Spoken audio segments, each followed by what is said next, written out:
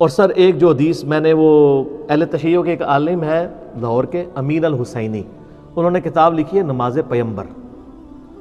جب میں نماز کے اوپر لیکچر مسئلہ نمبر 70A اور B ریکارڈ کروانے لگا نا، تو میں نے کسی بھائی سے کہا کہ میں نے جماعت المسلمین والوں کی بھی صلاۃ المسلمین پڑھی، تو میں نے کہا میں شیعہ کی بھی پڑھ لوں ایک بار ذرا میں صحیح طریقے سے. جب میں نے نماز پیمبر کھولی تو میں تو ایکسپیکٹ کر رہا تھا اس میں اصول الکافی کے حوالے ہوں گے یا نہج البلاغہ کے ہوں گے. وہ جب میں نے کتاب کھولی نماز پیمبر امین الحسینی اہل تشیع کے، اس وقت سمجھ لیں زبیر لیزئی کا جو مقام حاصل ہے، اس لیول کا علمی مقام ان کو اس حوالے سے بکس کے حوالے سے حاصل ہے. کافی کتابیں انہوں نے لکھی ہیں. تو وہ پوری کی پوری کتاب میں ریفرنسز بخاری شریف، مسلم شریف، ابو داؤد شریف، ترمذی شریف، ابن ماجہ شریف. کتاب کس کی؟ اہل تشیع کی. میں بڑا حیران ہوا.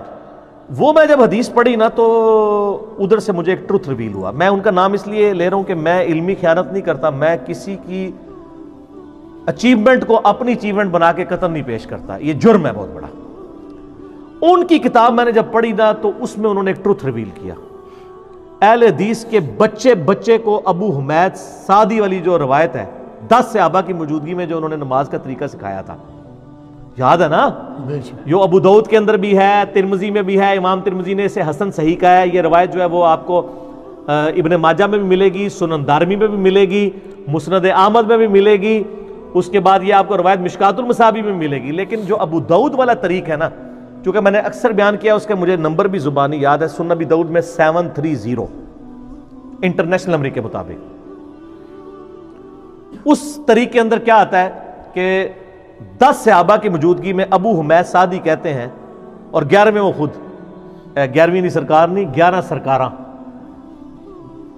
عبداللہ ابن زبیر سے تو میں نے ثابت کیا نا، 11 اور سے ثابت کرنے لگوں. ٹوٹل کتنے ہو گئے؟ 12. 12ویں کی بھی نسبت ماشاءاللہ نبی الاسلام کے پیدائش 12 ربیع الاول شریف.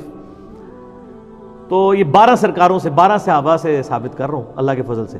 تو وہ 10 صحابہ کی موجودگی میں ابو حمید سعدی کہتے ہیں کہ میں تم اور نبی الاسلام کی وفات کے 30 سال کے بعد یہ مجلس ہوئی ہے، کیونکہ اس میں جو ابو قتادہ بھی موجود ہیں اور باقی سینئر اصحاب بھی اس مجلس میں جو لوگ موجود ہیں، اس کی اگر آپ اسماء و رجال سے کیلکولیشن کریں تو یہ نبی الاسلام کی وفات کے آلموسٹ 30 سال کے بعد کا یہ واقعہ ہے کہ ابو حمید سعدی کہتے ہیں کہ میں تم سب سے زیادہ نبی الاسلام کی نماز سے واقف ہوں. اللہ اکبر، بڑا دعویٰ ہے. تو اصحاب نے کہا آپ یہ دعویٰ کیسے کر رہے ہیں؟ آپ تو بالکل آخر میں مسلمان ہوئے ہیں اور ہمیں نبی الاسلام کی صحبت آپ سے زیادہ تھی. انہوں نے کہا ٹھیک ہے، میں تمہارے سامنے نماز پڑھتا ہوں، اگر میری نماز صحیح ہوئی تو تم میرے دعوے کو صحیح مان لینا، اگر میری نماز غلط ہوئی تو دعویٰ غلط کر دینا. انہوں نے پوری نماز پڑھ کے بتائی. اینڈ پہ ان 10 کے 10 لوگوں نے کہا اللہ کی قسم نبی الاسلام اپنی وفات تک اسی طریقے سے نماز پڑھا کرتے تھے. تو 11 بندوں کی گواہی ہوگی. وہ حدیث تو میں بعد میں بیان کرتا ہوں، میں نے آخری پورشن پہلے بیان کر دیا. 11 سرکاراں اسی طرح نماز پڑھا کرتے تھے. اچھا، اس سے یہ بھی پتا چلا کہ جو سب سے آخر میں مسلمان ہو رہا ہے تو یہ کہتے ہیں نا جی وہ پہلے تھا بعد میں منسوخ ہو گیا، وہی کام ختم ہو گیا. مزے کی بات دیکھیں کہ وہ 10 اصحاب کی موجودگی میں ابو حمید سعدی کہتے ہیں لو جی پھر نماز شروع ہونے لگی. تسی بھی ذرا اپنی نماز چیک کر لو. وہ کہتے ہیں کہ نبی علیہ السلام جب بھی نماز کا ارادہ کرتے، الفاظ پہ ذرا غور کرنا ہے، تو آپ علیہ السلام قبلہ رخ کھڑے ہو کر اللہ اکبر کہتے، حتیٰ کہ ہر ہڈی اپنی جگہ پر واپس آ جاتی، اور اس کے بعد آپ صلی اللہ علیہ وسلم قرات شروع کرتے. پھر جب آپ صلی اللہ علیہ وآلہ وسلم رکوع کا ارادہ کرتے، پھر دونوں ہاتھوں کو کندھوں تک اٹھاتے حتیٰ کہ ہر ہڈی اپنی جگہ پر واپس آ جاتی. ٹھیک ہے.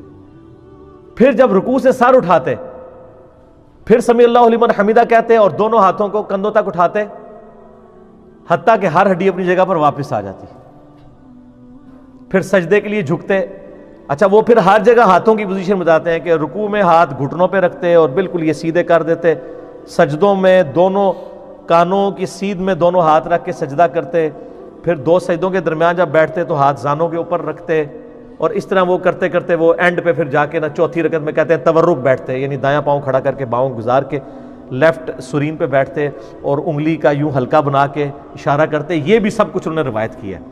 تو سارے پھر صاحب کہتے ہیں کہ اللہ کی قسم نبی علیہ السلام اسی طرح نماز پڑھا کرتے تھے. اچھا یہ روایت لکھی امین الحسینی صاحب نے. انہوں نے کہا کہ سر اس روایت سے اہل تشیع کی نماز ثابت ہوتی ہے کیونکہ اس میں ہاتھ باندھنے کا ذکر کوئی نہیں ہے.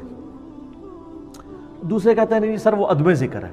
نا پرانیاں گلاں, عدم ذکر کہاں سے ہوا میرے بھائی؟ یہ تو خود روایت بول کے کہہ رہی ہے آپ کو. ابو داؤد والا طریق پڑھ رہا ہوں, ترمذی والا لمیٹڈ طریق ہے, ابو داؤد کا ڈیٹیل ہے. میں آپ سے پوچھتا ہوں, وہ کہہ رہے ہیں نبی علیہ السلام جب نماز کا ارادہ کرتے تو قبلہ رخ کھڑا ہو کر دونوں ہاتھ کندھوں تک اٹھاتے حتیٰ کہ ہر ہڈی اپنی جگہ پر واپس آ جاتی. تو وہ سٹارٹ کہاں سے لیا تھا ہڈی نے؟ جب آپ نماز کا ارادہ کرتے ہیں تو کہاں سے ہاتھ سٹارٹ کرتے ہیں؟ ایسے ہی کھڑے ہوتے ہیں نا. اچھا, اور پھر رکوع کے بعد بھی تو وہیں واپس آنی ہے نا جہاں پہلے آئی بھی تھی. اور رکوع کے بعد والا اور ارسال الیدین اسی سے ثابت کر رہے ہوتے ہیں. جب اہل حدیث جو ہے وہ علماء عرب کے کتاب لکھتے ہیں نا خلاف, تو کہتے ہیں اس میں دیکھیں واضح موجود ہے کہ ہر ہڈی اپنی اصلی جگہ پہ آتی ہے اور ہڈیوں کی اپنی اصلی جگہ ہی ہے. تو سر وہ پہلے بھی اپنی اصلی جگہ پہ ہی آئی ہوئی ہے. تو بیسیکلی انہوں نے ہاتھ باندھے ہی نہیں تھے, وہ ہاتھ چھوڑ کے ہی نماز پڑھی ہے انہوں نے. پھر وہ 10 اصحاب ایک ایسے شخص سے نماز دیکھ رہے ہیں کہ جس نے مین نماز کا رکن چھوڑ دیا ہے. اگر انہوں نے فاتحہ یا ثنا چھوڑی ہے نا تو وہ نماز کی پوسچر بتا رہے ہیں. سبحان ربی العظیم بھی اس میں کوئی نہیں ہے, اس لیے کہ وہ اذکار کا ذکر نہیں کر رہے, وہ بتا رہے ہیں کہ نبی علیہ السلام کے پوسچر کیسے ہوتے تھے. یوں رکوع, وہ ہر جگہ ہاتھوں کی اور پاؤں کے پوسچرز بتا رہے ہیں. مقصد سبحان ربی العظیم یا سبحان ربی الاعلیٰ نہیں ہے بتانا, اس کا تو عدم ذکر ہوگا. وہ پوسچرز بتا رہے ہیں کہ قیام کیسا ہوتا تھا, رکوع کیسا ہوتا تھا. تو سر کسی 10 میں سے کسی کے دماغ میں نہیں آیا کہ سر جب آپ نے ارادہ کیا ہے تو ہر ہڈی اپنی جگہ کی بجائے دائیں ہاتھ بائیں پہ آتا تھا, یہ آپ کو ذکر کرنا چاہیے. سر وہ نہیں کیا ہوا تھا انہوں نے. تو یہ حدیث مرفوع بھی بن گئی. عبداللہ ابن زبیر کا عمل تو تھا, یہ 11 صحابہ سے یہ بھی ثابت ہو گیا کہ نبی علیہ السلام بھی ہاتھ چھوڑ کر نماز پڑھا کرتے تھے. اور یہ بہت زبردست دلیل ہے, اور یہ ایسی دلیل ہے کہ جس کے آگے جب میں نے پہلی بار وہ پڑھا نا تو میں پھر اس کے اوپر قائل ہو گیا. میں نے کہا یار یہ بہت اسٹرانگ چیز ہے. اور دیکھیں ابو داؤد تو اہل سنت کی کتاب ہے, اور جب ہم اہل سنت کے منہج کی بات کر رہے ہیں پھر ہم کسی کو نہیں کہیں گے یار منو کو پیش کیتی ہے. بھائی میری کتاب ہے تو میں اس کو ایکسیپٹ کروں گا, چاہے وہ کسی کو بھی سپورٹ کرے. بخاری مسلم میں احادیث رفع الیدین والی بھی مانیں گے, آل امیہ کے خلاف جو احادیث آئی ہیں وہ ہم نے ریسرچ پیپر کربلا والا لکھ دیا, وہ بھی مانیں گے. ہم 2 نمبری تو نہیں کریں گے کہ میٹھا میٹھا ہپ ہپ تھے, کوڑا کوڑا تھو تھو.